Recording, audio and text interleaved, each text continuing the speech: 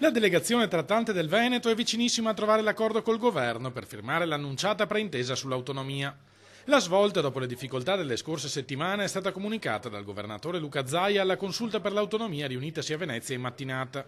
Nell'ultima proposta del governo sono state accolte quasi tutte le richieste di modifica presentate dalla Regione.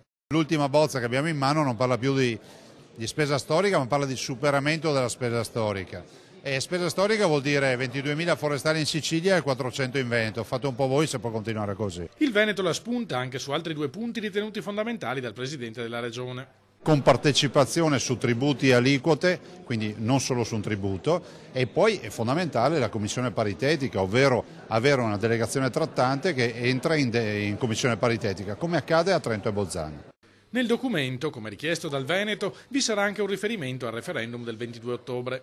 La nostra regione, a differenza di altre realtà, va con un referendum importante, con oltre 2.400.000 veneti che hanno votato, per cui la forza del referendum diventa anche pesante da un punto di vista giuridico nella firma della bozza.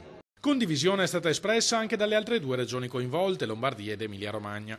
L'obiettivo è di arrivare alla firma tra la fine di questa settimana e l'inizio della prossima, anche perché la legislatura ha ormai le ore contate. La firma non è mai scontata finché non si firma. Devo riconoscere che il lavoro fatto dal sottosegretario Bressa fino ad oggi è stato produttivo, è stato anche in un ambiente di serenità, con l'ottica anche di accogliere le istanze.